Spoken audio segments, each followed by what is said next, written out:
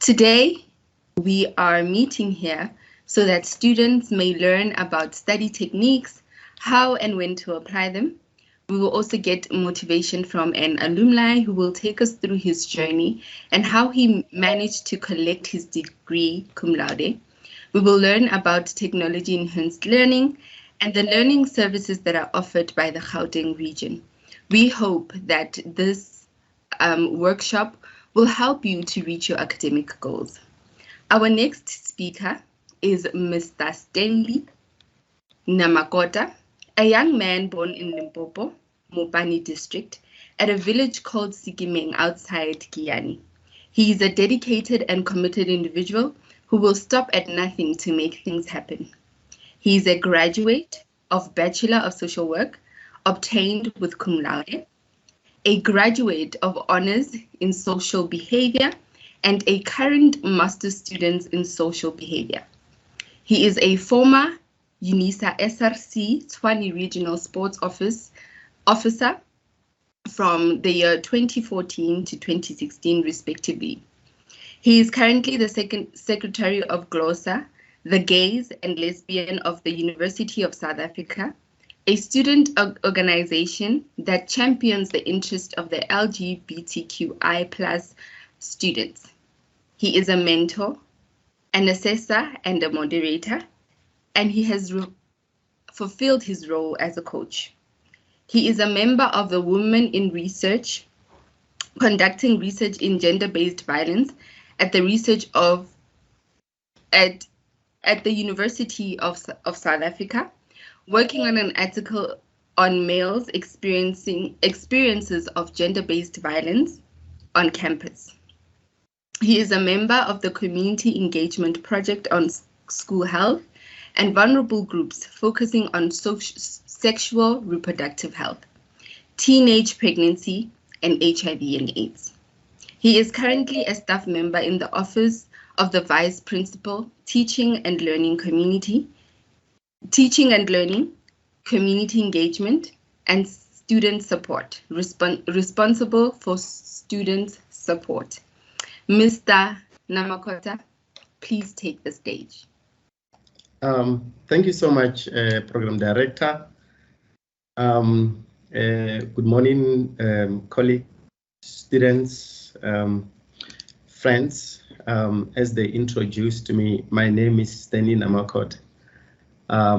Mostly when I start sharing, I first acknowledge and recognize my wife, whose name is Precious Namakota. She's always supporting me and behind me in everything. So I learned this from the former Vice Chancellor, Professor Mandla Makanya, that you must always acknowledge those with you on every step of the way, since day one up until now and going further. Thank you so much, Program. I really appreciate this opportunity. It's important for me to note, I should say that, sometimes we, take lightly these kind of sessions, especially when we are students. But at the end of the day, when we sit down in our own spaces, then we experience challenges, and at the end of the day, we are struggling to deal with them. And as requested of me, my responsibility is to motivate students who are in here. We understand that University of South Africa is the biggest university in this country, and one of the largest university offering distance learning in the continent and in the world. So there are multiple challenges that the students will go through, and I think it's rather upon us as individuals to ensure that whatever challenges we come across, we are able to deal and overcome it. But we can't do that without the support that we get, outside as well as within our space. So without wasting any time, when you are a student, you need to understand that by virtue of the fact that you're already taken a decision to become a student, that on itself serves as a motivation. So, you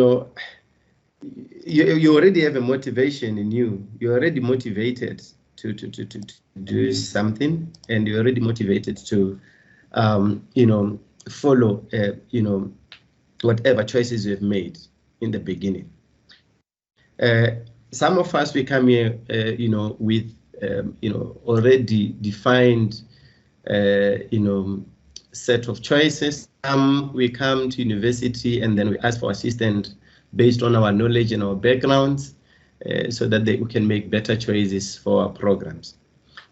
But now, once you are done with that part, and I think the department, career guidance and counseling, I think they have got best tools to assist students to be able to make best career choices based on what they know and what they've went through in their matric or in their in different lives work.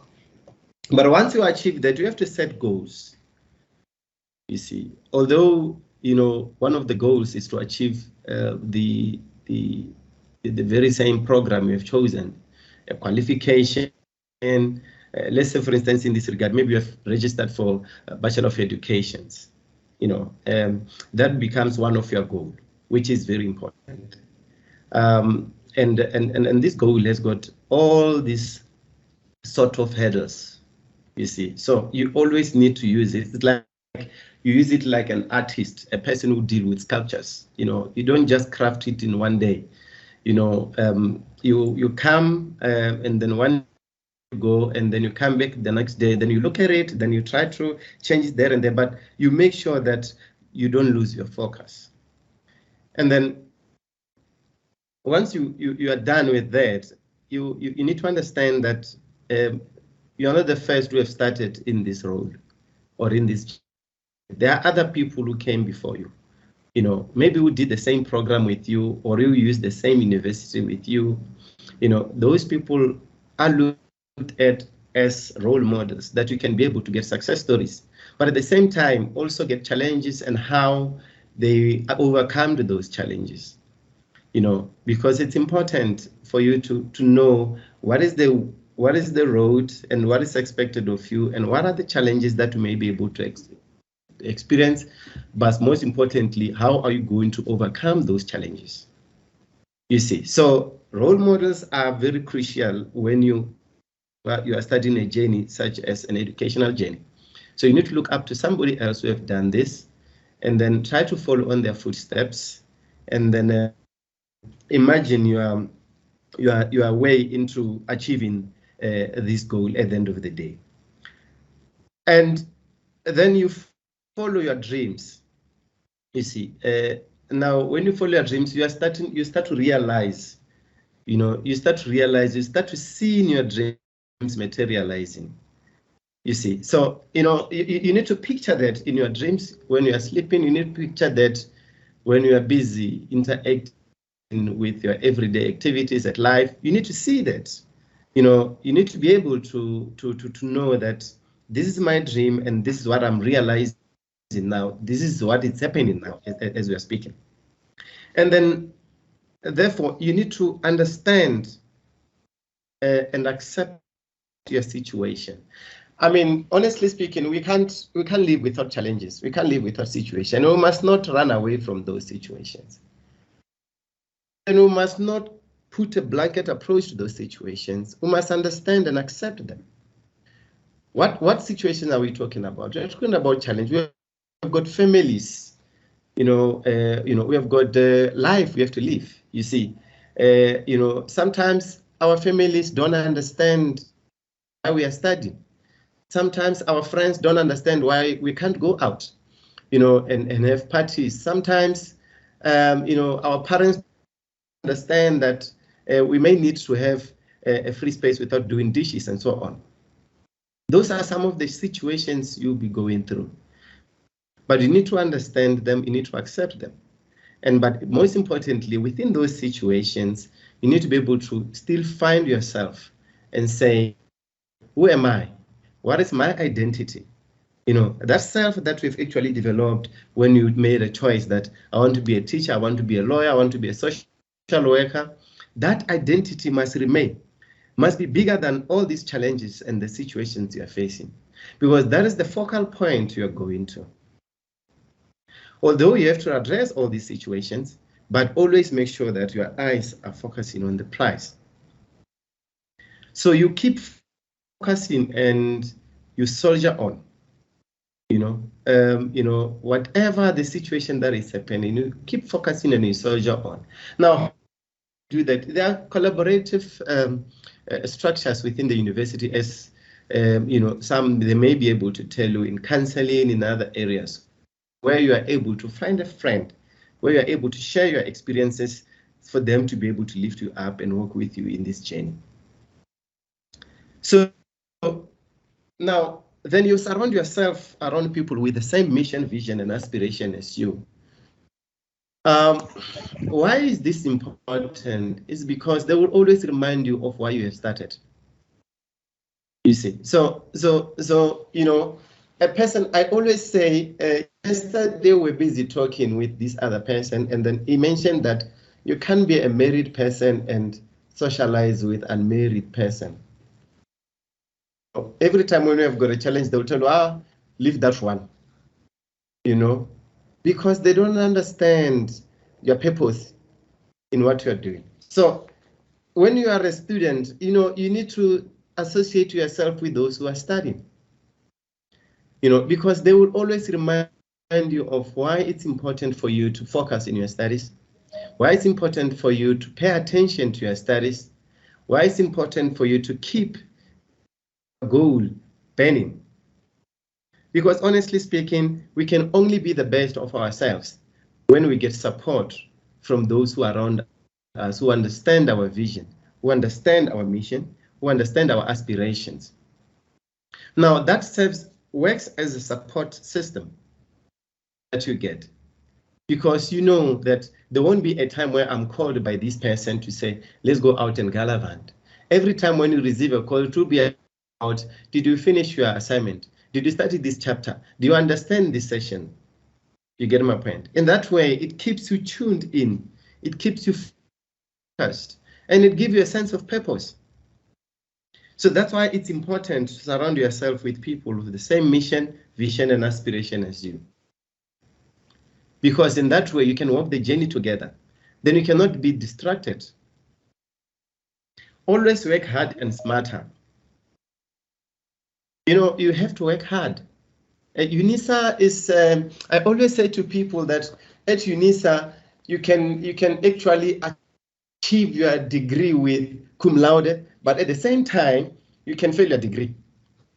So it's a choice that you make as a student. You need to work hard. You know, you need to understand that you are an independent person as UNISA when you study. If a lecturer talks to you now, and give you a task and say, go and do it, I mean, they won't follow you. There was no person who will come to you and say, yeah, you didn't do assignment, hey, do this assignment, and they beat you up and everything. They won't do that. You become a leader in your own rights at UNISA. So therefore, it means you work in your own pace.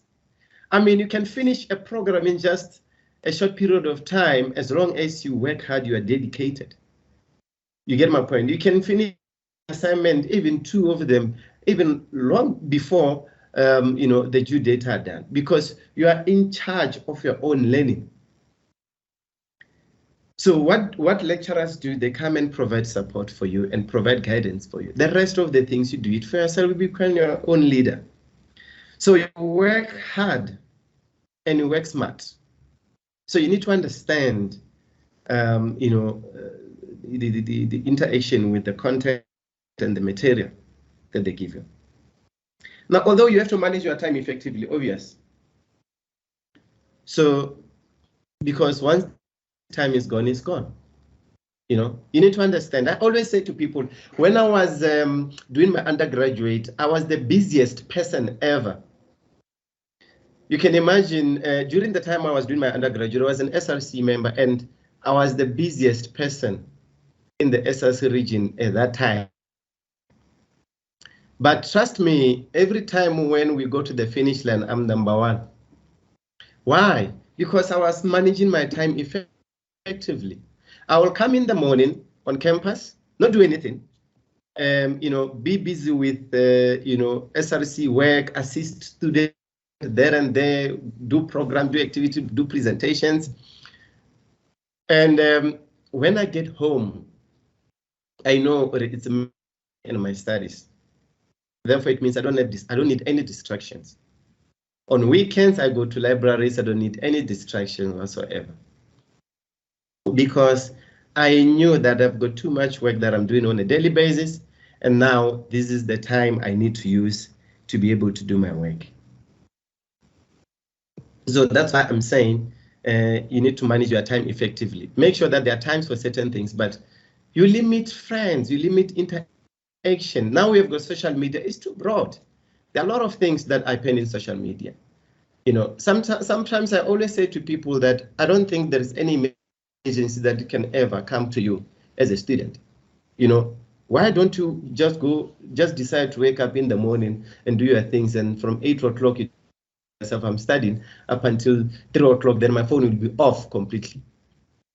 Whoever wants you, they will find you after 3. Once you start studying using the phone, there are a lot of distractions that happens. And once your mind is lost, then it's difficult to come back to that one. So you need to manage your time effectively. You live in the here and the now, and wonder how will tomorrow be like. So don't always think about yesterday. Don't always think about tomorrow. Think about now. So if you have to do a task now, do it now. Procrastination has gave birth to loss. We know that. So, but you can't be thinking about yesterday as well as tomorrow. Think about now. So when you think about the here and the now, and then you'll wonder how will tomorrow look like. Now the wonder response comes from the actions you've taken today, which means you have to do your work now. So everyone has a potential. I always advise people, everyone has a potential. You need to unleash it, and all will be done in one place.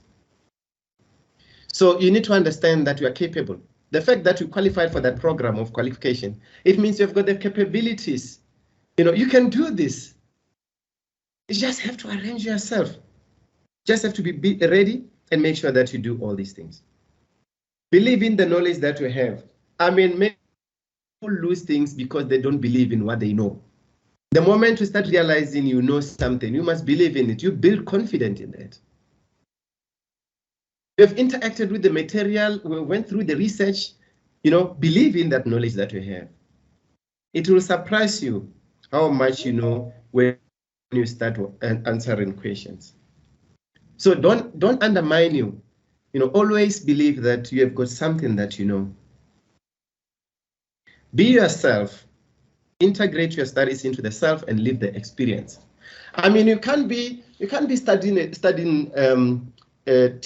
teaching and then you are not integrated into teaching in itself.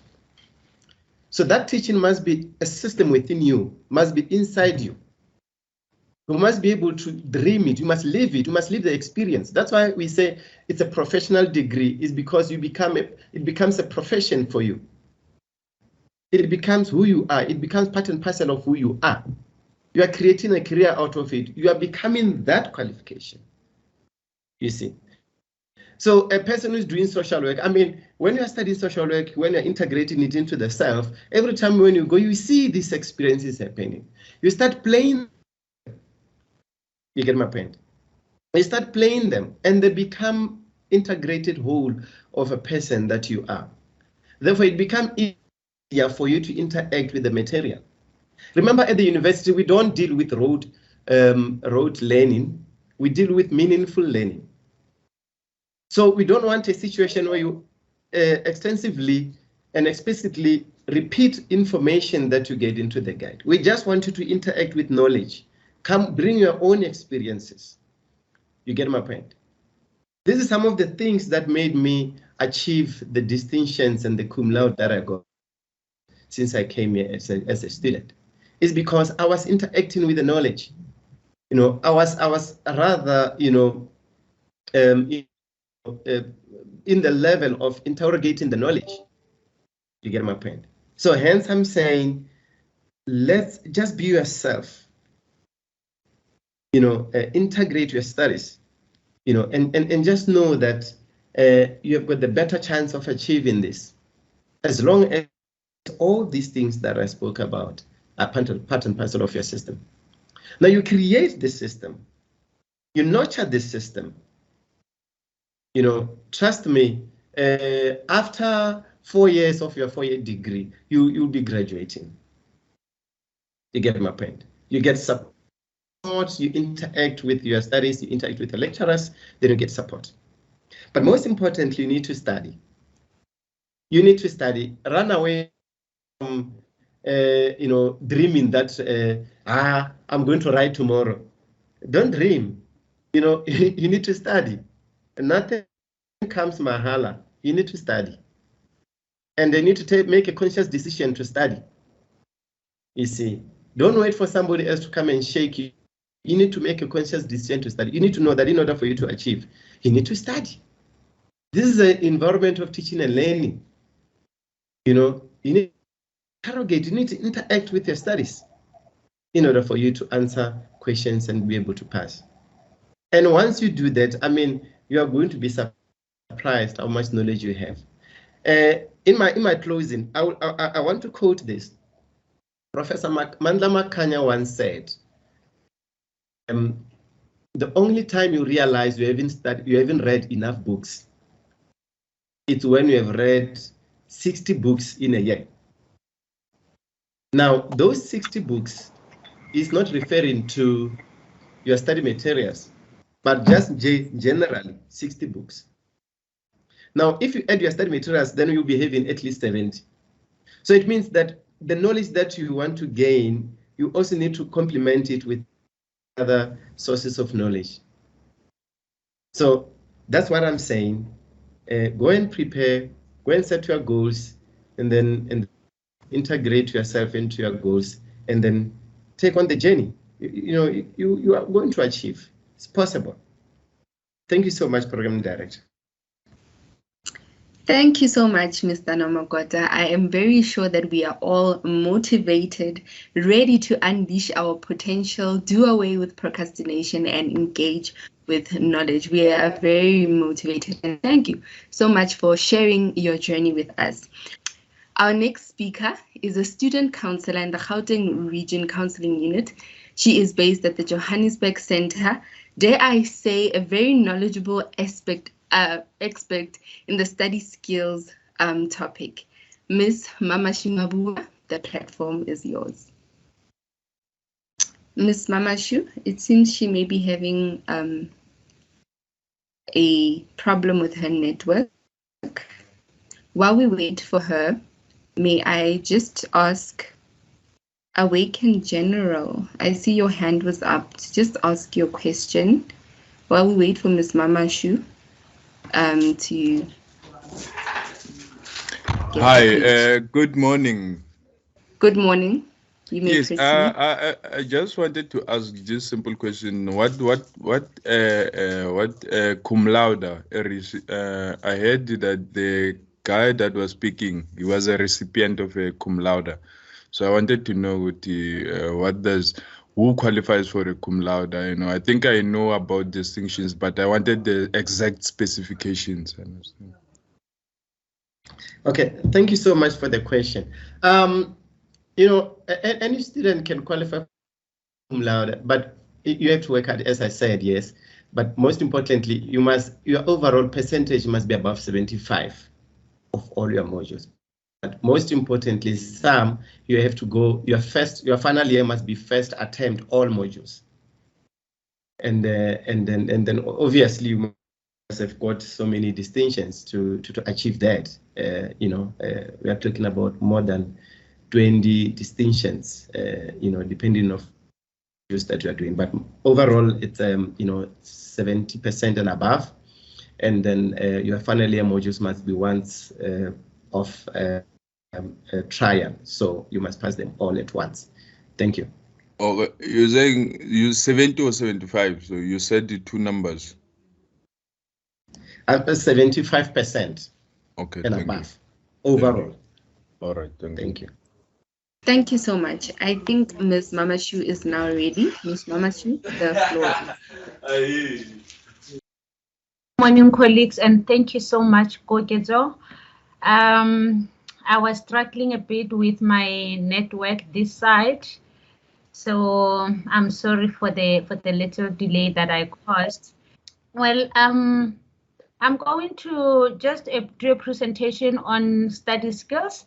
As Kokezo have mentioned, my name is Mama Shumabua, and I'm the student counselor in Johannesburg Regional Center. We are based at 120 Fox Street in Gandhi Square. So my presentation is just going to be focusing on study skills and the importance of study skills thereof, and I'm also going to be touching on the brain profiling, where the studies or the study skills for the students are concerned as well, as per the Netlin brain instruments outlined the study skills. First and foremost, I think we need to actually just understand what study skills are and why are they important. As students, we are mandated to study, and that is given. Like Stanley has mentioned, that once you make the decision that you are going to into the university, you are assigning yourself to be a student. So basically, that will be your life for that period until you finish with your studies. But what study skills mean is that it's just an important set of transferable life skills that enables a person to study and learn effectively. So study skills are developed, or they can be developed, or they can be an inborn something that everybody has their own, and they own their methods or their skills, because skills can be inborn or you can learn them as you grow. So as a student, you will always need to have that study method or study skill that you will utilize throughout your study journey. The reason why study skills are important is that they will help you to study effectively, meaning that you will get to, as you know, to get the skill that works for you, and that will help you to take you through your study years, and also give you confidence and self-esteem. You know, when you are doing something that you love and enjoy, it makes it easy for you to proceed with it and not have fears and anything. So it boosts your confidence in a way, because you will be enjoying what you are doing. And we must not forget that UNISA is an open distance e-learning, meaning that most of the work that you are going to be doing, it's going to be done by you as compared to any other person or your lecturers or your tutors. They are just there to support you. So you need to be someone who is independent to be able to carry yourself through. And with the study skills, or the importance of study skills, it also reduces anxiety. You know, when you are just all over the place and you don't know what you are doing, you will always feel like you are not doing enough, and that will increase your anxiety, because everything will just be a mingle moose and you don't know how to go through. So identifying an effective study skill can actually help you to reduce the anxiety during your studies, and also during test or meeting your assignment deadlines.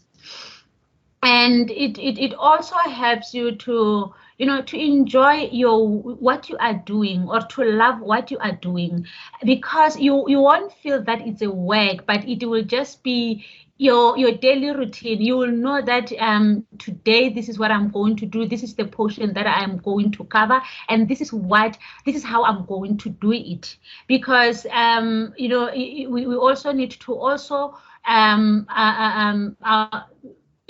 say that with regard to study skills, they are not uniform. So when I say they are not uniform, I mean like somehow there should be some changes with regard to the subjects that you are doing.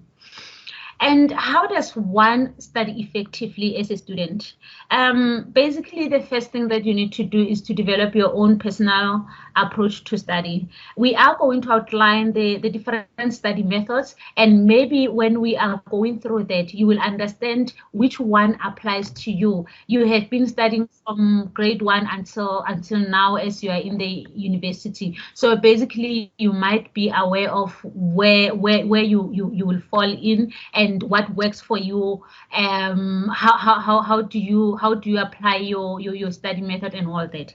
And then they are not you also need to know that study skills are not subject specific. As we study, like we study different qualifications with different modules, with different content or curriculum. So what applies for a certain subject might not apply for the other subject. So it means that somehow, if your module needs you to be practical, then there should be some little flexibility whereby you change what you were using when you were just going through theory, and maybe do some practicals here and there. But you will need to have that a skill that that is the one that works for you, or the how it works for you as well. So the other thing is you will need to also practice and develop the skill that will work for you. Like I said, that you studied from grade R, you've been reading until now. Probably at this point you might be knowing, even if there's a little confusion, but you might be knowing what works for you as an individual. And like I said, they are not uniform, so you will need to also get the one that works for you. The most important things as well that you need to consider when on how to study effectively is that you need to plan your studies on time. Like Stanley has mentioned that time management is very important. So basically you need to have a timetable. You need to organize your studies in a way that every day what are you going to do and how much can you take for that particular day. And the other thing that was mentioned by Stanley is to get a study partner or a friend. A study partner, now that we are on this space of COVID-19, whereby we don't meet often because of the regulations whatsoever, it also helps you to settle well. When you have someone that every day you can talk to and you can share your frustrations because you are peers, you are on the same level, it helps you to eliminate the anxiety because you are not alone in this field.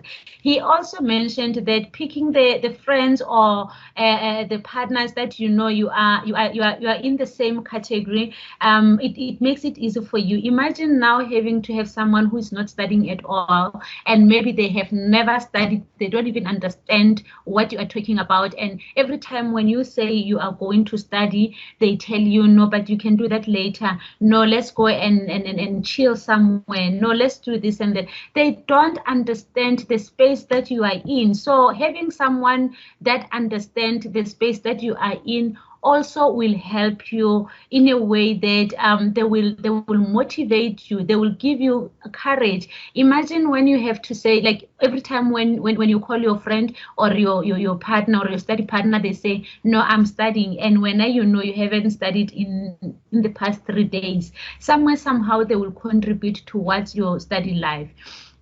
So, and as well, you need to, to study almost every day, because the moment you take breaks in between, you might think that, okay, let me take break today, and tomorrow the same thing happen, and tomorrow, like, you find yourself now procrastinating and just not having enough energy to continue. So it's better that, even if you don't have that much of energy, at least a little portion of your study, we don't have to study. We also do assignments. So maybe you can just go through your tutorial letter to see what it requires. You can just go through the questions. You don't have to do much, as long as every day consistently you are doing something with your studies as a student. As much as we are needed somewhere, that is where the issues of time management and all that is needed, to say, when am I doing this, and when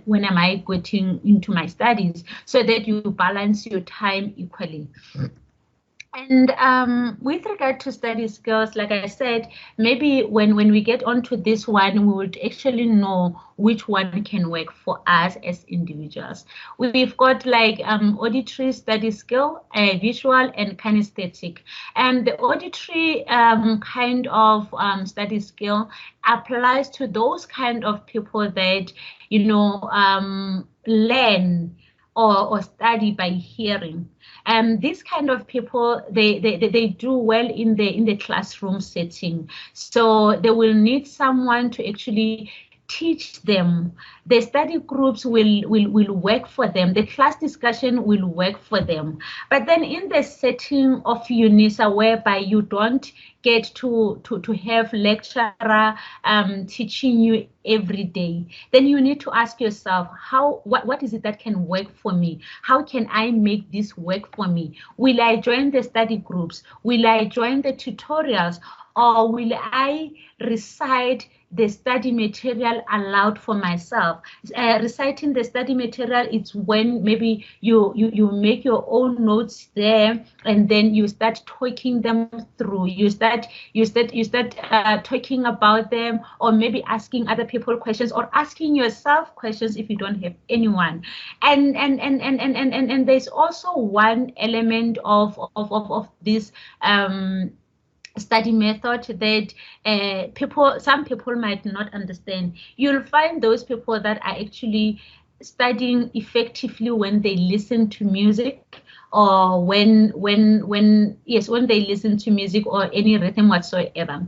You'll find that this person, when they are studying, they have their heads the earphones or headphones, whatever the case might be, and then they listen to their music. For these ones, it works effectively when they are writing their exams and they get to think, or maybe a question is asked in an exam, and you remember that when I was going through this section, this was the song that was playing during that time, and then you align that information with the question and with the music that you were listening to. So that helps you to integrate the two together, and in that case it works perfectly for someone. But like I said, these are individualistic, so as much as it can work for me, it might not work for you, or as much as it might work for your friend, might not also work for you. So you need to know where you belong. And we also have the visual study skills, or people who use visuals to study. These are the kind of people that are actually like colorful, and they rely on vision. They rely on seeing. They understand better when they are studying or when they are reading their work. These kind of people, when they are studying, you will find notes everywhere in their room. They've plugged everything colorful. They will have highlighters and notepads and plug them everywhere. Like, you will find that their study space, it's colorful. So but then you find some of the people who will actually just don't want, they just go through the black and white. They will just go through the material as it is. You won't even find anything. When they are done with their books, their books are clean. So, but then these ones, when they touch your book, when you give them your book, you just know that when it comes back, it's no longer going to be the same. It's going to be as dirty as, I don't know. So now, but it works for them. Some they will even draw, some they will use mind maps, some they will, they just, want to find everything colorful so that they can conceptualize what they are studying. It works for them. There is no judging in this. Hence, we are here to enlighten each other in terms of having to understand who you are as a student and where can you place yourself. Like I said, what works for Mary might not work for John. So it's better that you identify what works for you. And then there is also a kinesthetic study skills for people who normally prefer learning by doing. So these ones, you'll find them very weird, if I may put it that way, because they are the kind of people that, they will study everywhere at any time with any kind of movement, and it will just work for them. Like you will find the kind of a person that will actually would study at a park or in a train or in a bus or in a taxi. Wherever there's a movement, it will work for them. In the sense that, for example, if you're studying in a train or in a bus, you will be going through and traveling to a distance, and you will learn that maybe when you are approached with a question in an exam, then they are asking you about something, and you say, okay, I think I saw this section when I was approaching this and this place. Then it also gives you an opportunity to conceptualize everything and bring everything together, and that's how you get to learn or to study or to write the correct things. So the studies work differently for different people. We should not forget about that. And it's also possible that you might have maybe two of these, or one of these, or three of them all together. But at the same time, like we said earlier on, that every subject will have its own merits, or how you go about studying through that subject.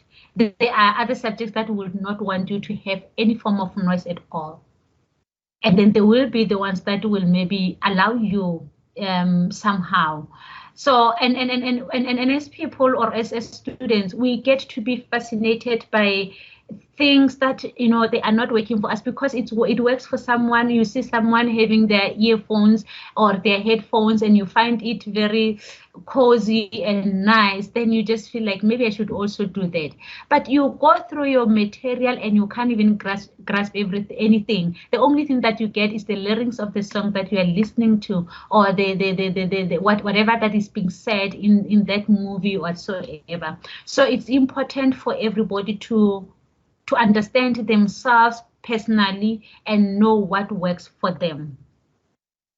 And then we are now going to jump onto the NBA brain profiling. The NBA brain profiling is from Netling Brain Institute. So they train professionals for these kind of things, and then you have to go through a specific assessment for you to be able to align well with your brain preference. But there are people who are trained for this, and they can assist you with it. So in this case, we are just going to learn about understanding yourself, the learning styles, and the study skills, and brain preference. As we all know that our brain is divided into four. So we have the L1, which is the left side of your brain, and L2, which is the the lower left of your brain. And then we also have the R1, which is the upper upper side of your brain, and then the right R2, which is the right the lower part of your brain in the right side. So as individuals, you will find that the L1 person is actually a rational person who analyze, quantify, and criticize, or they are very realistic when it comes to what they are doing. And then the L2, they when they have to do something, they actually safekeeping self, those ones that will actually take preventative measures when they are not risk takers.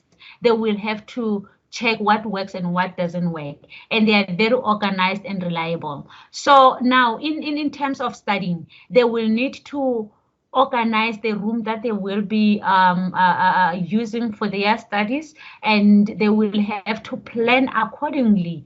And these are the kind of people that when they say they are going to meet up with you for their study group whatsoever, they will actually avail themselves. And then we have experimental cells, which are the R1s, who uses the upper right of their brain, and they work with imaginations, they speculate, and they take risks. And most of the time, these are the kind of people that will, somehow break the rules. Break the rules in the sense that they will, they are not really that organized. They can study a day before. They can just tell themselves that I will study on this and on this particular day, and they will do that. But like I said, everything works for an individual person, so you don't have to copy anyone's learning style whatsoever. And then we also have the feeling cells, which are the R2. These ones, when it comes to studying, they are very supportive. They learn by supporting each other or one another, and you'll find that they are very good teachers, and they play a huge role in their study groups. So, but then when they do that, it works for them because they will be learning. You will think that they are helping you because they are teaching you, but it's actually helping themselves because that's how they are learning. The L1, they focus on what, and the L2, they focus on how. What is it that I am studying, and how am I going to study this? Because the L1, they analyze, whereas the L2s, they implement, they organize, they plan. And then with the R1, they explore, they think, and they will also differ with regard to the qualifications that they are doing, of course, in the sense you will find that the R1, you might find that they are too into scientific qualifications, and then the R2s, they are too much into social sciences, because they are socializers and they are empathetic, or they are empathizers. So they learn well when they connect with other people. They learn well in groups. They learn well when they impart knowledge to others. So you also need to, when you think about this, you also get to think about what we discussed earlier when it comes to visual, kinesthetic, and auditory. Which one falls into where in this space? The left brainers, as we have said, they are actually objective. They analyze, and they are critical, and they memorize. And the L2, they organize, they plan, they use a step-by-step approach, whereby when they go into the studying, or when they go into their, like when they tell themselves that now I'm going to study, they need to get their books ready, a chair ready, and a table ready. And then when they get into their books as well, they just don't go everywhere. They will look into the content. What is it that I am going to study? They will check if whether I mean, they will check the details of what they are going to be studying about, and then make notes of that, and they will go accordingly. That's just how they are. Then the right brainers. Okay, before I get into this, the right brainers, I also need to highlight that you can have the R1 and the R2, or the L1 and the R1, or the R2 and the L2. So it depends what kind of a person are you and what works for you, like I said. So the R2, like I said earlier on, they work well in, they are socializers, they are empathizers, they are educators, they work well when they participate in teamwork. That's how they function well. And then the R1, they investigate, they are very much unstructured. You know, they touch and go, everything, they just touch and go, and it works for them. One moment you will find this person doing biology, and then the next moment they are doing mathematics, and for them it works. One moment they will be like, okay, let me start with my assignment for this and that. Then the next moment you find them just sitting and studying, and not even writing any question in their assignment. So, but then, like I said, the unstructured way of doing things works perfectly for them. So you find that these people, they work well when they are busy with multiple things. Like I said, they will just touch here and go, and touch there and go, and they find that working well in their space. And then understanding your study method as a person, you need to ask yourself, what kind of a person are you? Do you learn by colors, or by black and white, where you just use your pen and paper? Or you like talking when you are studying? Or you are the kind of a person that would want to study in a quiet place where you can't even hear anything at all, like any kind of movement distracts you? So you need to also check with yourself, what kind of a person are you?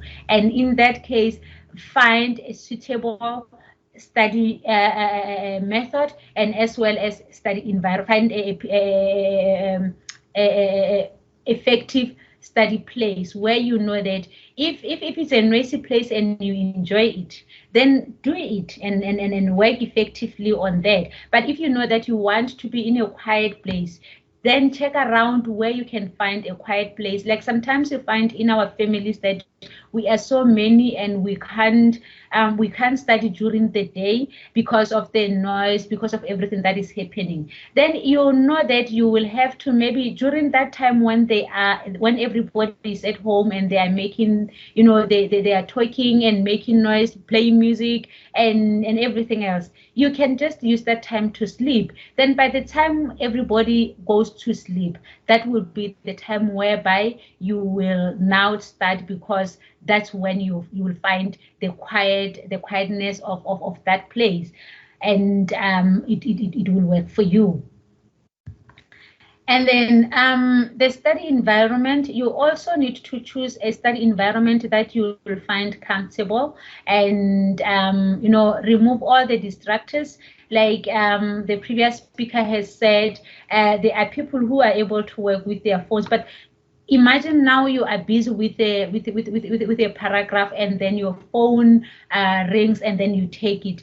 Do you think you'll be able to continue, or you'll start all over again? So the distractors are those kind of things whereby you know that once they take your attention, you will struggle to come back to your studies. So it's important that you find a place whereby you will be comfortable, and also you avoid having things that will distract you around you when you are studying, either a magazine or a phone or a laptop, maybe playing a movie or a TV, whatsoever. Just try to distract. I mean, just try to remove those. Or food, because there are those ones who actually will be nibbling on anything that they can find, but then at the same time that can actually take much of your time and distract you from your studies.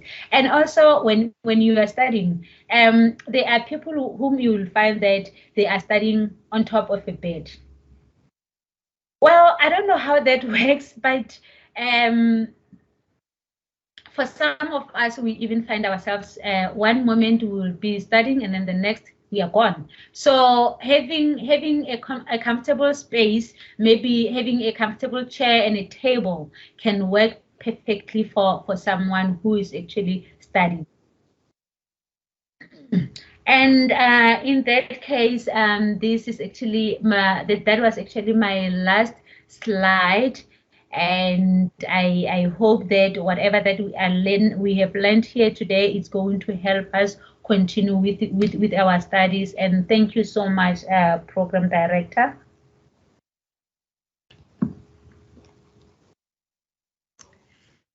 Thank you so much, Ms. Mabua. I hope that our students, our guests, have absorbed all the knowledge that they need to in order to help them to narrow down the skills that work for them when they are studying. Just to give you a reminder that the UNISA Counseling Unit has a student mentor program in which you can sign up to get a mentee. My colleagues will share the link in the chat box, just be aware of it, and you can get yourself a student mentor who will assist you on your academic journey. Our next speaker is a research and training development officer at the College of Graduate Studies, and he will be giving us a talk on concentration, attention, and improving memory for effective studying. Allow me to welcome Mr. Tony Machila. Thank you once more, Program Director. And let me also thank the Counseling Unit for inviting me to this workshop to present to our students. Indeed, these interventions are working, and I can attest to that, since this is the department that paved a way for my academic and professional development. But today I'm not here to preach or testify.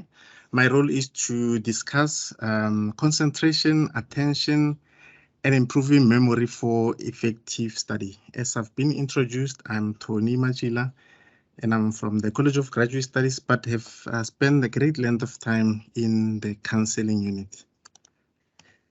Yes, I was saying my role is to discuss concentration, attention, and improving memory for effective study.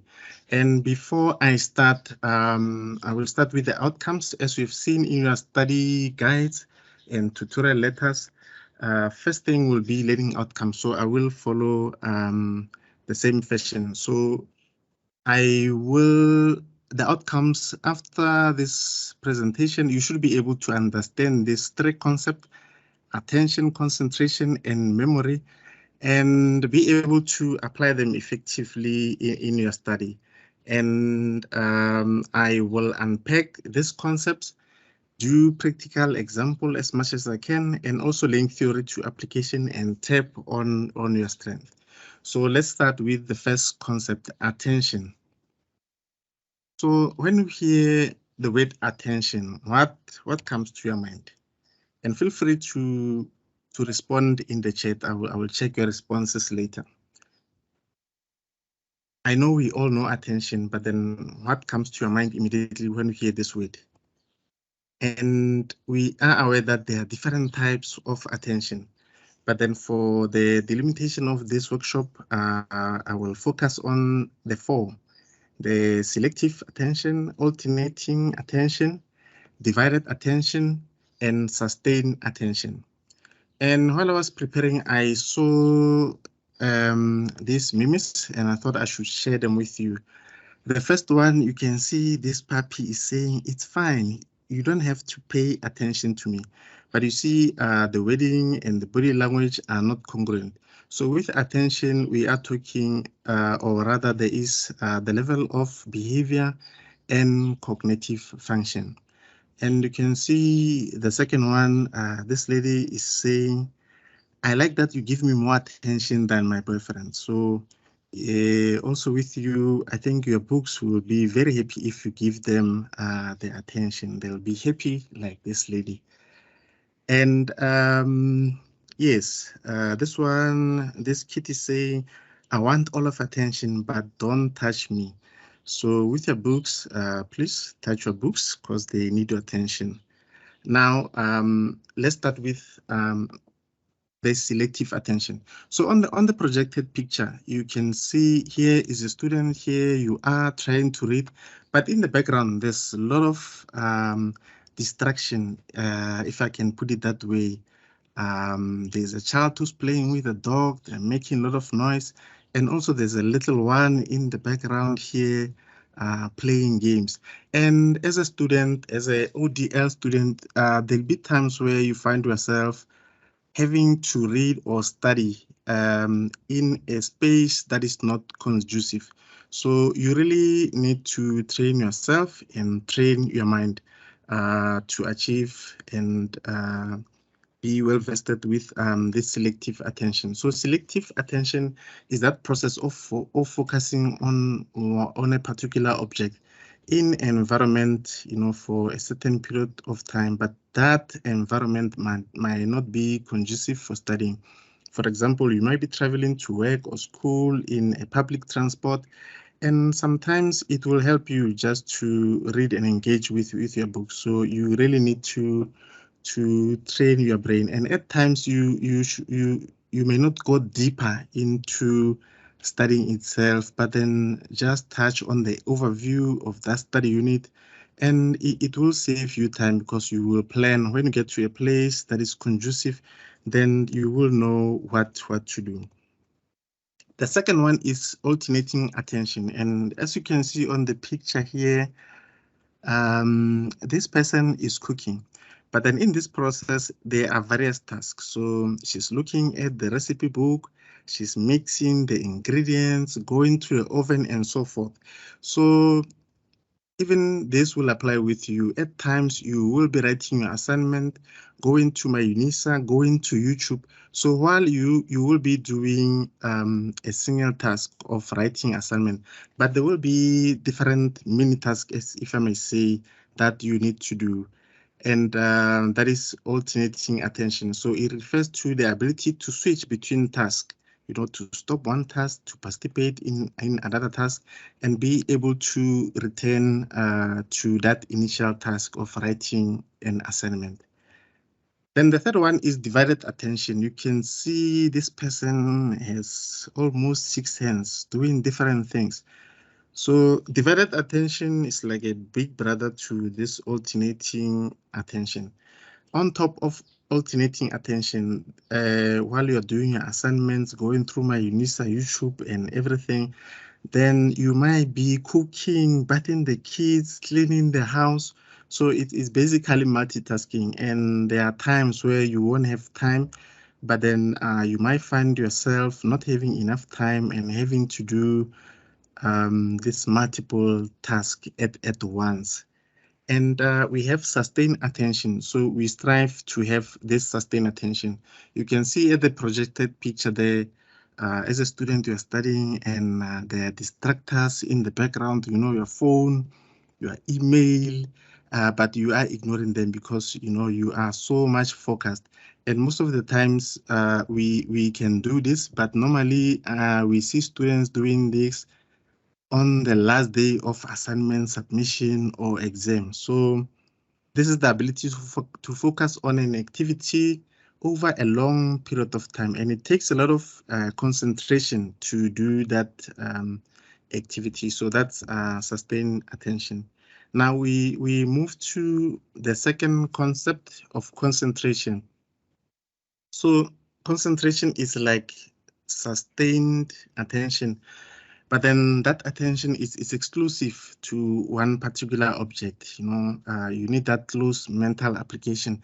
And those who are driving, when you are parking, you concentrate so much that you don't want any distraction. Some of you have that high level of concentration when they are counting money, or when you're working with a needle and trying to put that thread into. So that is high level of concentration at some study units.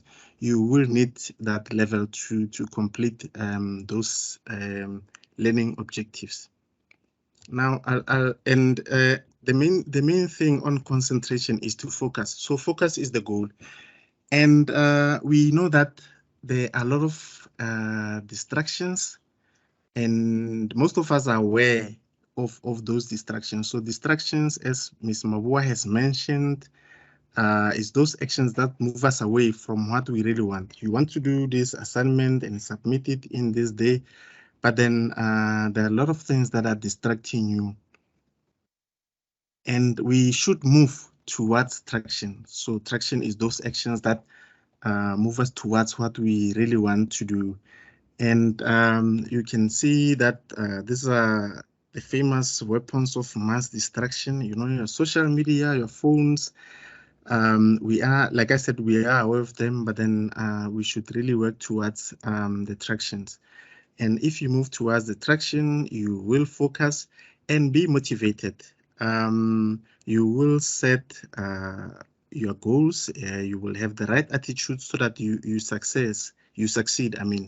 And the program director has indicated that there is peer mentoring project in the counseling unit. So as a student in an ODL environment, you will need a lot of support, and there are peers who have done degrees or who are one level up that can assist you. So you need to work towards motivation, but also when you need help or support, the counseling unit is there to assist you so that you can have a good performance and be like Mr. Namakota, pass your degree cum laude. The next one and the last concept is memory. So we are familiar with memory. And it's basically referring to the process, to acquire, store, retain, and later retrieve the information. So that is what we do when we are studying. There are three major processes in memory: to encode. So that one relates to the stimuli. Ms. Mawar touched a lot on that. Some of you, when you read, you may do or rather use the different colors. Some of you prefer, the audio side, but then whatever you are doing, you are taking the information and putting it into your brain. So that is encoding. And most of us, we don't have a problem at this level to encode. Now, the second step, it's a storage. So after you encode, you store that information. And here, we start to have some challenges. All of us can store, but then the problem is how we store that information. And this will inform how we retrieve, because some of you may relate in the exam, it will be difficult to retrieve the information. You'll be like, I've been studying this. I know I studied this section and I can see it in my brain, but I cannot remember. So you did encode, you did store, but you can retrieve that information. And just to go a bit deeper on memory, we have two types of memory: the explicit and the implicit. So the implicit one, I'm not going to talk about it. It doesn't apply for today's workshop. This one doesn't require conscious awareness. You have your procedural memory, motor and cognitive, like riding a bicycle, driving a car.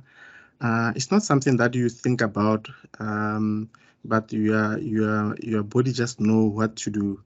And we have priming, where you can identify objects or words. Sometimes as a student, you would write a word with a wrong spelling, but your mind will be like, no, this is not it. So that's priming. And classical condition, well, this is what you teach your body. I'm going to make maybe a bad example for those who might be smoking. Every time after they eat, their body will tell them they need a smoke, after meal. So you condition your body, and I think you can also use it to help you somehow with your studies. So the explicit memory is that requires conscious awareness, and we have semantic and episodic. So episodic is those personal experience events. The first time you register at UNISA, if you have a partner, the first time you met, the first time you kiss. So those are experiences that you will never forget. And at times you need to sit down and recall them, and you will be reminded yourself of the surrounding, even the smell and everything at that time. But then for the sake of study purposes, we are focusing on semantic memory. You can see this one is all about facts and general knowledge. Now, with memory, it has steps and development, and we've discussed the stimulus, and Ms. Mabua has discussed 3 of them, being auditory, audio, kinesthetics and all that. So this is what you do in order to encode, and it will affect the memory and the retrieval. So someone may, you may ask a cell number of someone, they can give it to you, you can memorize it, but then how you store it, one will take all 10 digits, others will divide it into 3, and that's how it will determine how it will stay in your mind. But now, talking about storage, because I said with encoding, many of us don't have a problem here, but with storage, I have projected two pictures there. So the one, both of them, they are storage places, but you can see this one on the left.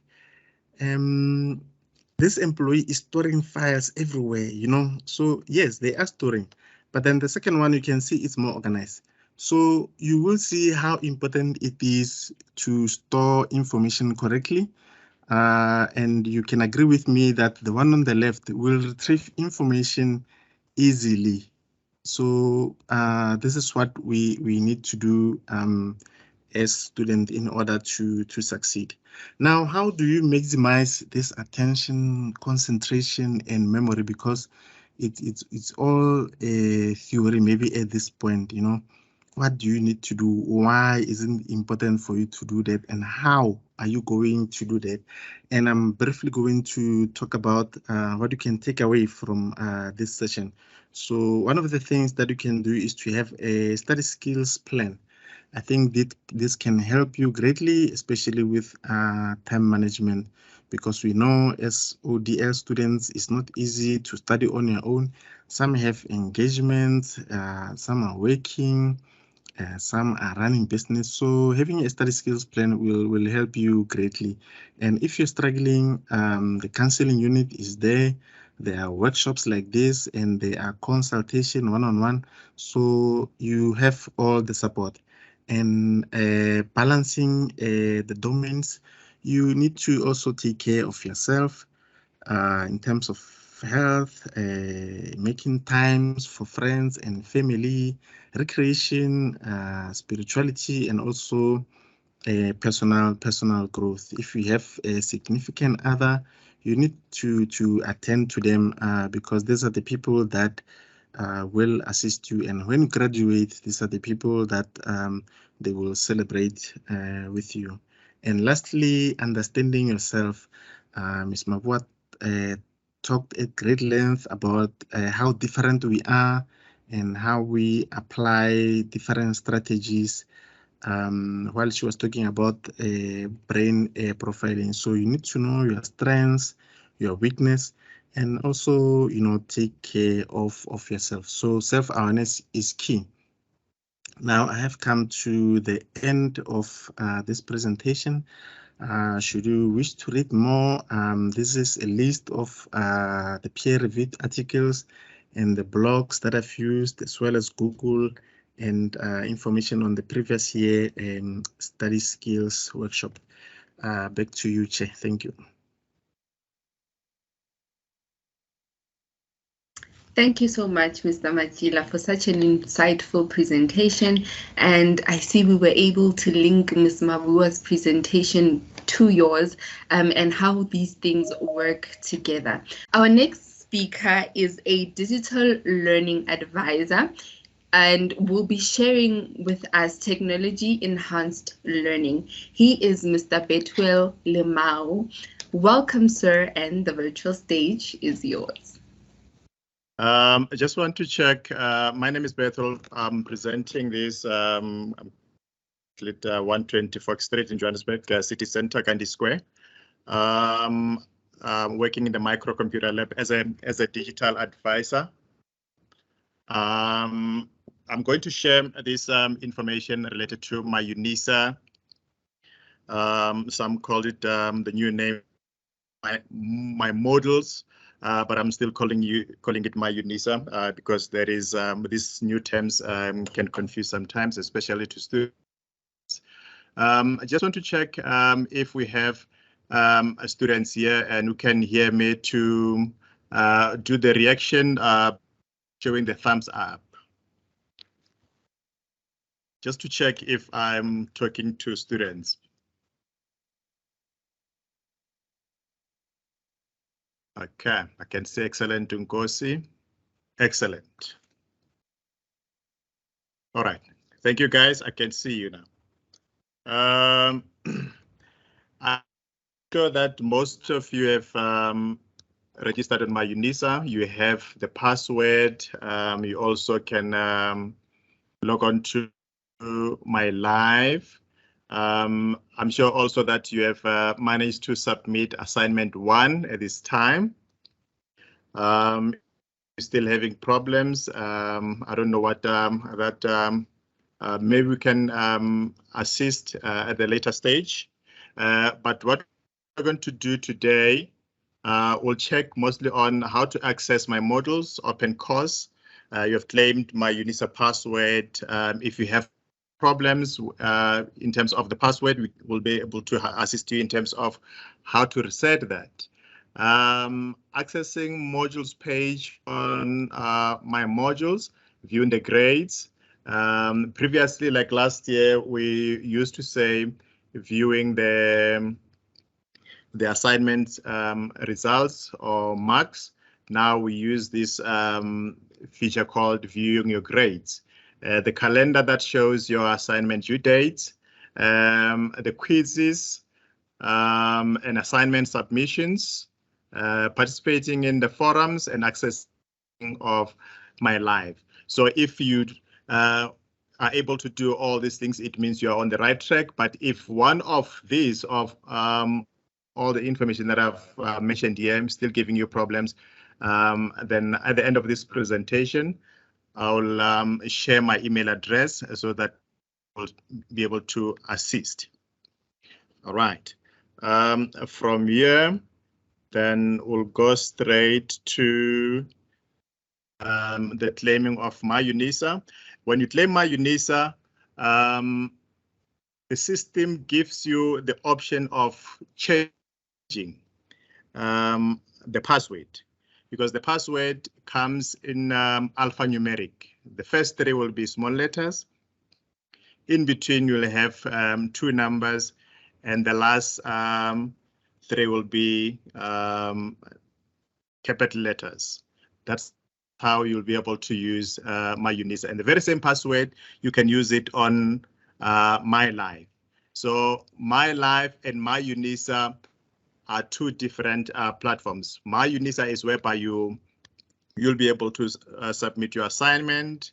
You'll be able to submit your forums in terms of the online modules or the signature modules. On my live, that's where you'll be able to send the emails. It's like your email account, My Life. Okay, you have claimed your MyUNISA account. I may have mentioned that one. The difference between MyUNISA and My Life, I've mentioned that one. Again, how do you access your MyUNISA? I'll advise students that if you don't have Microsoft Edge on your system, at least have Mozilla Firefox or Chrome. These three will enable you to access MyUNISA without any problem. If your computer is still using IE, that is an old version of that's Internet Explorer, you'll have a problem in terms of logging on to MyUNISA. Now the question here can be, if your system is still using the old versions of the operating system, for example, Windows 8, what needs to be done? Then what we do in the labs is to assist students in terms of upgrading their computers to the higher level. For example, we can assist you in terms of putting Edge, assisting you in terms of putting Chrome or the other programs that will enable you to serve on MyUNISA without any problem. On the right-hand side, that's where it says MyUNISA. Then you'll click in there. Then once you've done that, you'll be able to go where it says claim your first account. Now, after claiming your first account, you'll be able to fill up some few forms whereby you're going to put in your names, your ID number. After that, you'll be able to log on to MyUNISA account.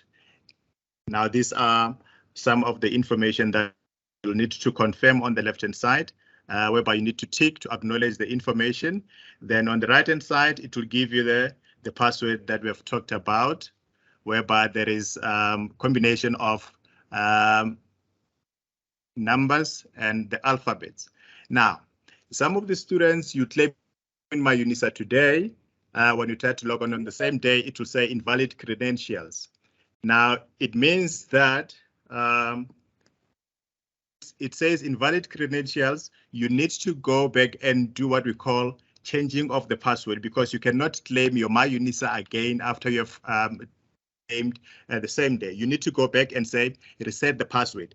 Resetting the password will enable you to go back and put in your information, and it will automatically reset your password. And again, in terms of accessing your My Life account, the My Life account will be given 48 hours to go to your My Life. If you claim your MyUNISA today, then after 48 hours, that's where you'll be able to log on to My Life and be able to send the information to the lectures. That's how we go on to the forgotten password. You click on the forgotten password, then it will give you the form where we're going to fill up the information. And once you've done that, you'll be able to again go back and log on to MyUNISA.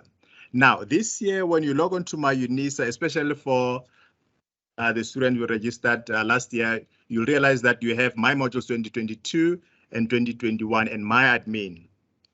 Now, why do we still have the My Modules 2021?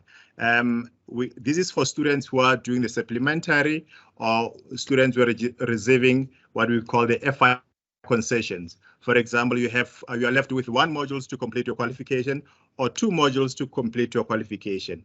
Then you still need to go back to your My Modules 2021 and do your assignment or view the information from the lectures. Now, those who are registered this year will go on to My Modules 2022. All right. Now, My Modules 2022 is completely different. with My Modules 2021. This year, we have what we call the quizzes. We have also the submission tool are completely different. All right. Now, remember that again, when you type in your assignments, especially when you type in your assignment in Microsoft Word, we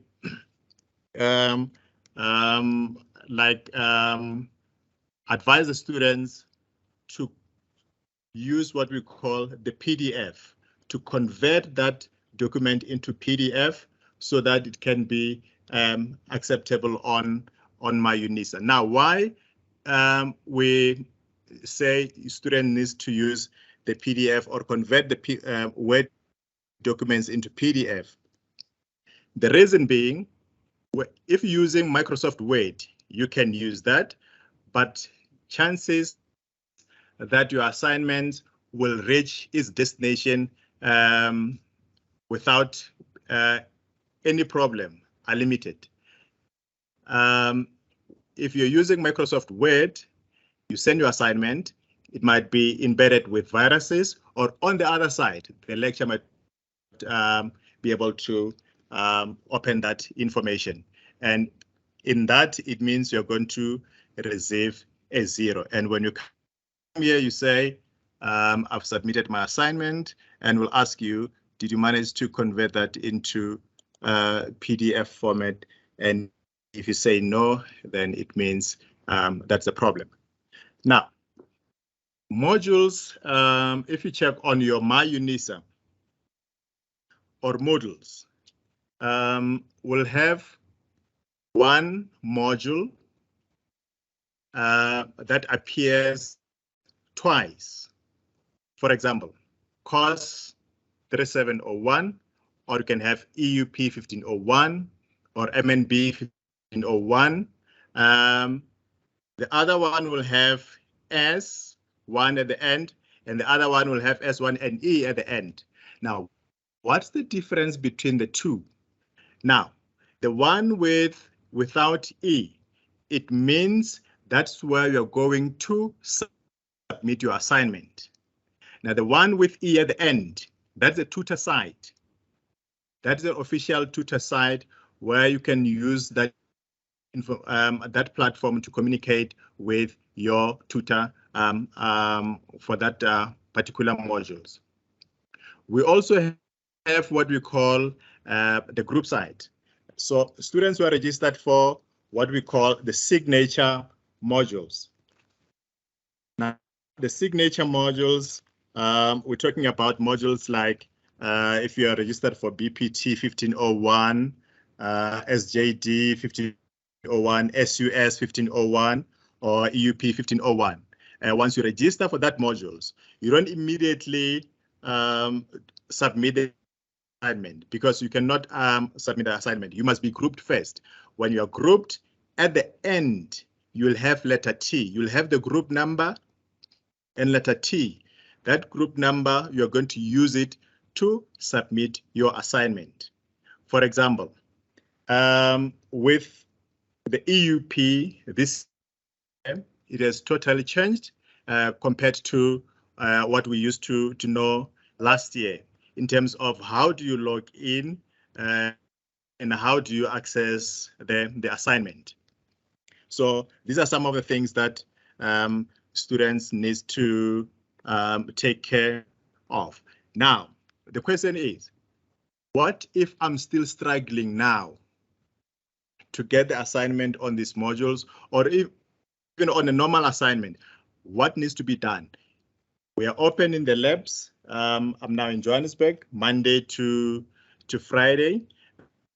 Recently, by next month, we'll open until Saturday, until 4 o'clock. Then you can come and use our computers and ask us. Then we'll be able to help you how to navigate through those things, especially on the current assignment called the quizzes. The quizzes, they will give you at least one chance or 2 attempts or even 3 attempts. So if you didn't do the assignment and there is a time limit for that one, for example, quiz 1, if you attempt, they'll say 30 minutes. It depends on the number of questions. And before you do the quiz 1, on to what we call the welcome session, whereby you'll have to see the chapters that you need to read before you attempt the quiz. You don't just need to go to click on attempt quiz and see, okay, I want to see the questions. If you try to do that and you want to see the questions, you won't be able to go back. It means you have started your assignment. You need to continue and you don't know the answers. The system will regard as, okay, you have done the assignment and maybe you failed it off, or you got 1 out of 10. So don't attempt the quizzes without reading the specific chapter that the lecture said you need to go through it. Okay. Okay, I think in terms of the questions, you'll put the questions on the chart. Then after that, you'll be able to check on those questions. Right, let me go to the next slide. These are some of the things that you can do on My UNISA. You don't necessarily need to come to the campus every time. For example, if you want academic record, you can use that one, academic record, changing some of the things, changing the password, editing of the registration, financial details to check on how much do you owe us. The parcel tracking. The parcel tracking, you can use that, call those courier guys. But what I've realized this year, a lot of students had a problem with the parcel tracking, especially the track with the courier guys. Some of the students will come here and say, I received a letter that says my studied material is nowhere to be found, they say it's been lost.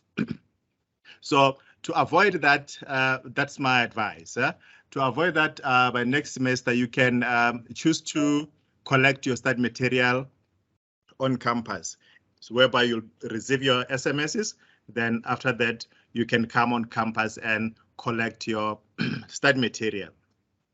All right. These are some of the information that you can check on my admin side. After writing your exams, you can check the exam results on your own. You don't need to come to campus to print. Also, you can check the examination time tables. Right. These are some of the my tool whereby you need to change the password. I want to quickly go to the My Modules tab. This is the screen or the dashboard that you are familiar with currently for 2022 first semester students registered now. This is the new dashboard. Then this whereby you need to click on My Modules. Then you'll be able to see the modules that you have registered for. Once you have done that, this is it will show the profiles, student profile. It will show your email and almost everything. In this case, there's nothing because this is a demo. Now the grades. After submitting your assignment, you go into the grades. It shows you the grade, the activities, and the assignment, so that you'll be able to see how you progress in terms of your studies. All right. This is a My Modules course layout. After clicking on the dashboard on the left-hand side, it will give you almost everything. Now, I've realized that most of the modules these days, there is no what we call the official study materials that you can download. Everything that you need to do is to go on to the course layout and read the information on the course layout. That's how it's been programmed these days. If you go on to official study material, in some instances, you'll only get a tutorial letter 101 with the lectures details whereby if you have any problems, you can use my my live to send that information. The challenges I know that we had challenges with my modules last month or even a month before that in terms of how to submit assignment. You cannot see the assignment, but the university is working tirelessly to get that information back on track. Some of you cannot see the assignments. We're aware about that kind of information. That's why on tutorial letter 101, there is contact of the lecturers. Then you can contact them and ask what's happening in terms of assignment 1 or the quizzes or the tool forums. Now, some of the modules you need to read what we call the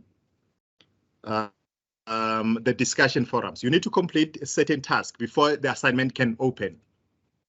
You'll think the assignment is not there, only to find that the assignment is there, but what you need to do is to read the material online before the assignment can be open. Once you read the assignment, it will give you the indicator in terms of the percentages. If that chapter is being completed, it will say 100%. It means you're done. You can move to the next chapter, or the assignment can be open for you to submit. All right. I don't know if program director, we have questions. I can't see anything on the chat this side. You will tell me if there is questions, or maybe I can answer the questions after the presentation. You will advise me on that. All right, the questions will be answered after the presentation. All right, thank you very much. Like this one, the INF 2611 prescribed materials. When you see here, there is no prescribed materials. So if there is no prescribed materials, it means the lecturer has put something on the system whereby you can download and use that to study. For example, I've seen some of the PYC 1501 or PYC 2601. The study material, like the prescribed book, has been phased out, but there is a new information that the lecturer has put on the system that you can download and go through that for you to prepare for the assignment and the exams. Right, I think that is the information I wanted to mostly share with students. Yeah, I've touched the quiz and online assignments. I did also in terms of uploading the assignments. You need to convert your assignment to PDF and upload that assignment as such, not as Word. This one is a discussion forum. I've talked about the discussion forums. Some of the assignments, you need to read certain material for the assignment to open up. Then after that, you'll be able to submit the assignment and comment on other students. Right. I think that's all that I have for students, because some of the materials are irrelevant for this platform for now. Right. Thank you, Program Director. Thank you so much, Mr. Lemau, for this wonderful presentation. I'm pretty sure that now our students know how to navigate the My Moodle app.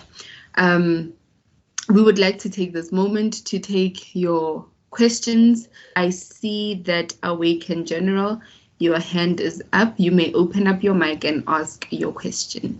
Good morning again. I want to ask about the forums, because now I'm having a challenge currently regarding being a professional teacher. It's a BPT 1501. Now, it seems that I was supposed to be put in a group, right? But now I'm not in any group, and thus I cannot access any lesson. I cannot access any kind of information.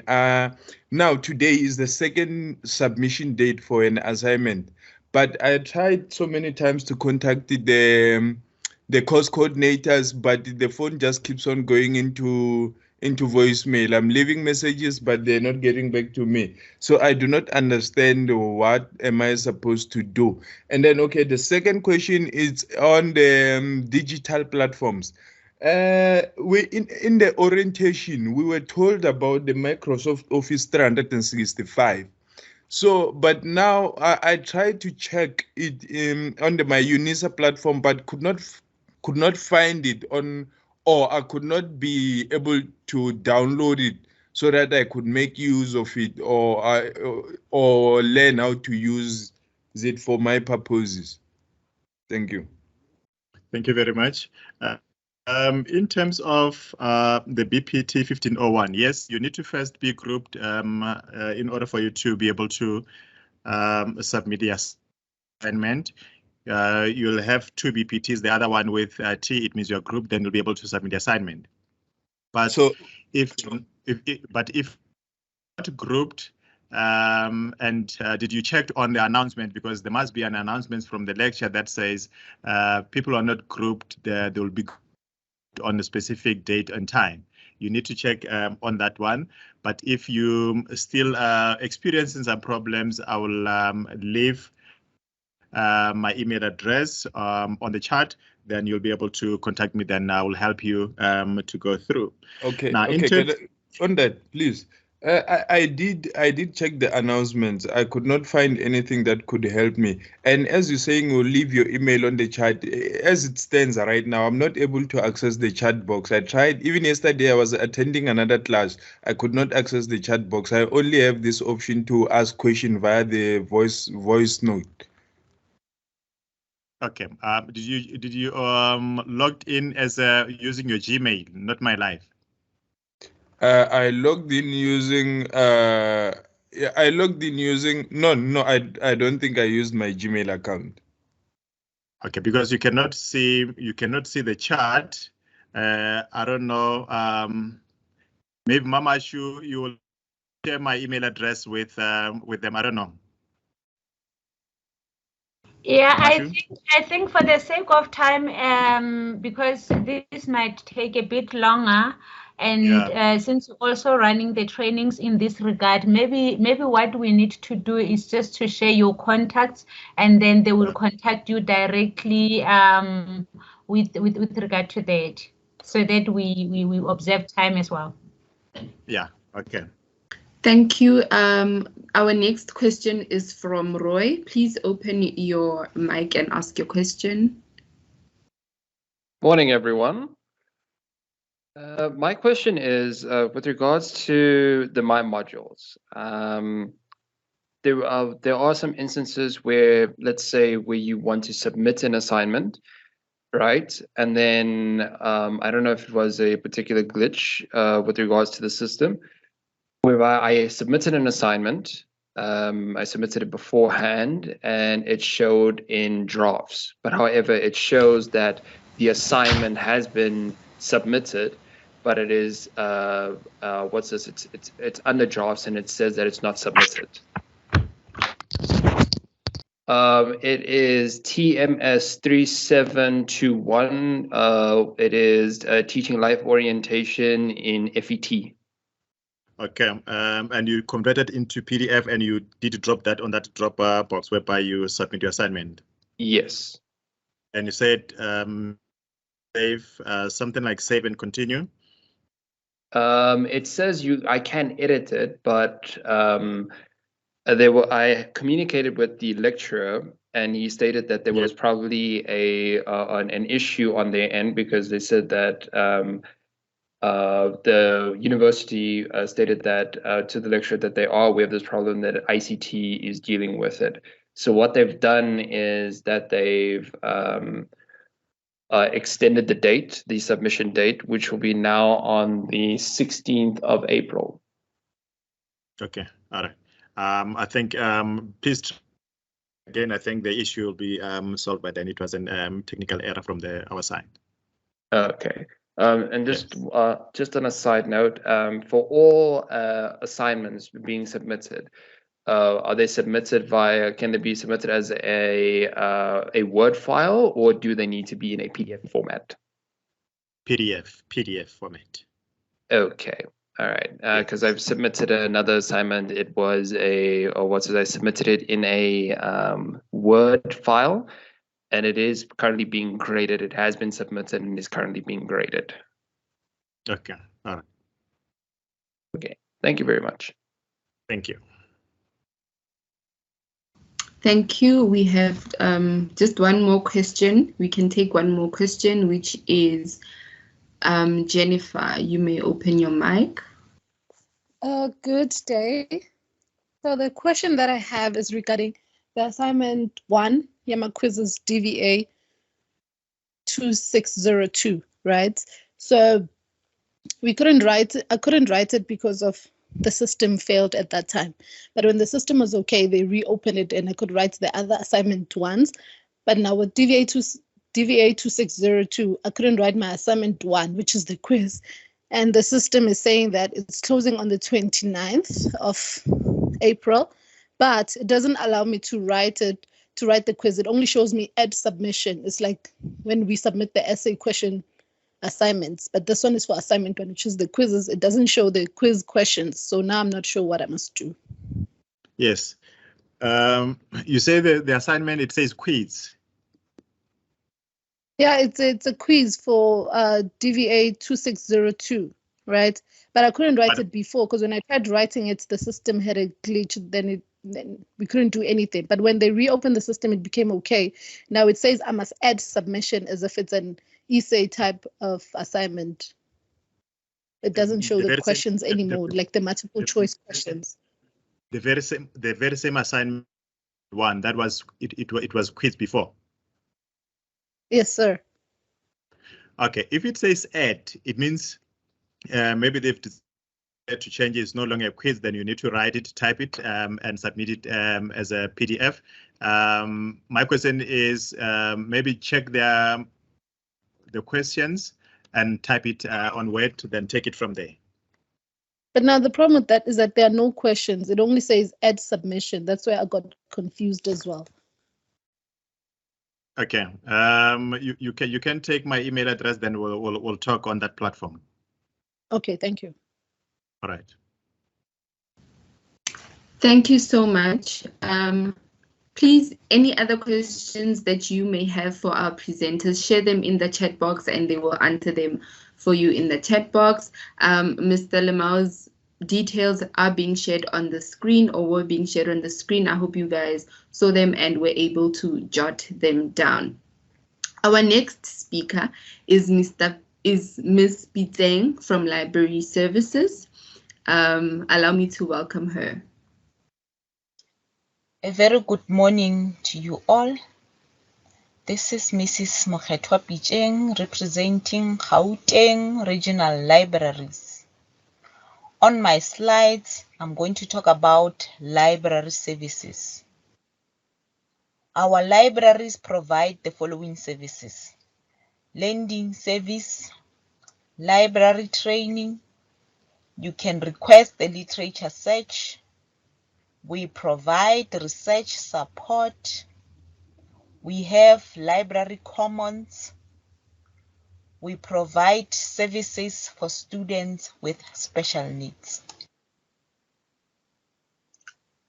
We encourage our students to attend trainings which enable them to be self-sufficient.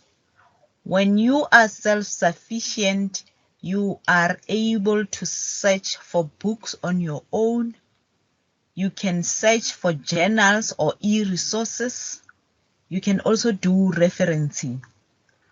Bookings for all our trainings can be made at JHB Library at mylife.unisa.ac.za or UNISA Sunnyside Library at mylife.unisa.ac.za.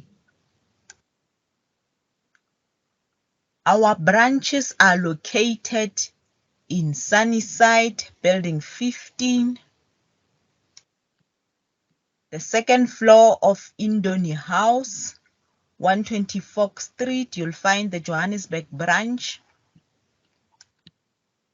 Ekurhuleni is at corner R51 and Brazil Street in Davidton. All our libraries are open from 7:45 to 16 hours, Monday to Friday. Thank you. Thank you so much, Miss Pizane. And I hope our students will be able to now use the functions of the library.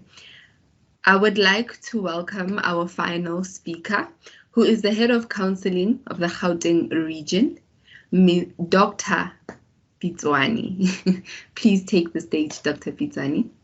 Okay, thank you very much, my colleagues, my dearest colleagues, for always taking the baton and making sure that we really appraise our students with what is happening in our institution. It's very important, as indicated by all the speakers, that you need to take your studies very seriously. So this workshop is among many that are still coming. They were just giving you the basics of how to study and ensure that you understand your mode of studying. Let me start by thanking the Regional Center Manager of Johannesburg, Mr. Mujisele, who reminded you that study skill is a very indispensable skill that you need to actually acquire in order to be able to be successful in your studies. Please take note of that and ensure that you use the skills that have been shared today.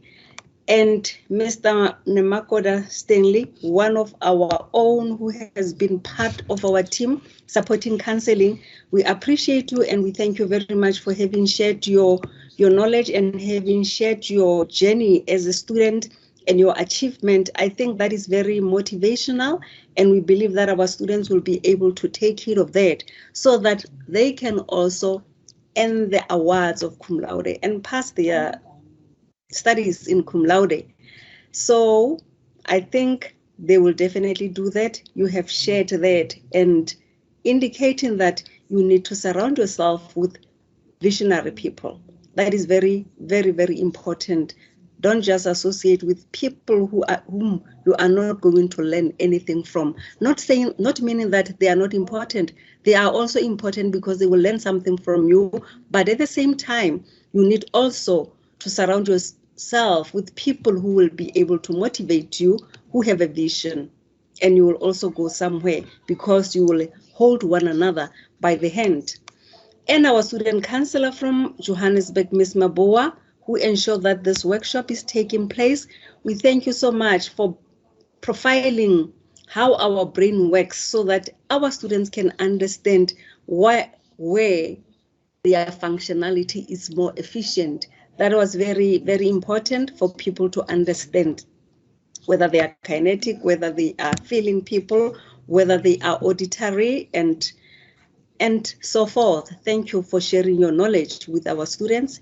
And Mr. Machila, one of our own also, for indicating to our students the importance of improving your memory, all the incentives that you need to improve your memory, because your memory plays an important role in your study. If you are forgetful, you will read and forget what you have studied.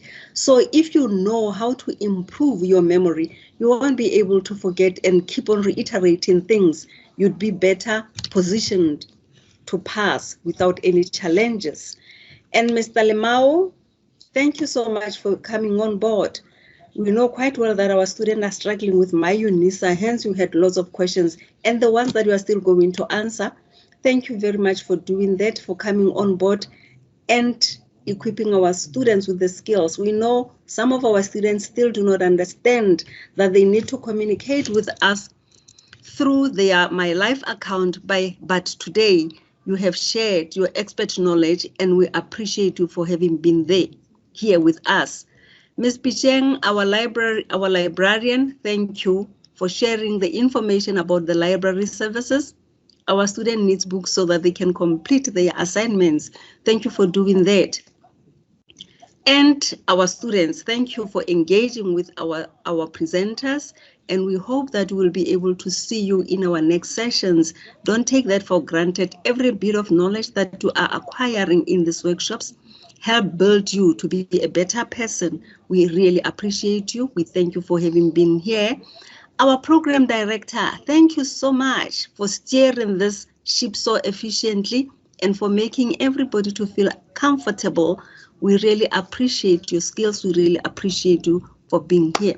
Thank you. And all the organizers of the events, thank you for taking care of our students and for caring for them and making sure that they are progressing through their journey as easily as it might be. We thank you very much for being here. And those are our contacts. Please quite note that we have got counseling services in all our offices. We have got Florida and their contacts are there. Ekurhuleni, their contacts are there. Val, Johannesburg, as well as Sunnyside. And not only here in Gauteng, in all the regions, in all the provinces, there are such services. Please make use of such services. And on that note, thank you everyone for being here. And don't forget to respond to our questionnaire. We need to improve our services. We cannot improve them without your help, without your contributions. Please do that, and thank you very much. Over to you, Program Director. Thank you so much for working so well with me during the duration of this program, for using the emojis, and for observing the house rules of your mics and your cameras. We hope that this program was as insightful as we intended for it, and that you leave here acquiring all the skills, tools, and tricks that you need to reach your academic goals. Thank you again so much for awarding us your time and honoring our invitations. We hope to see you in our future programs.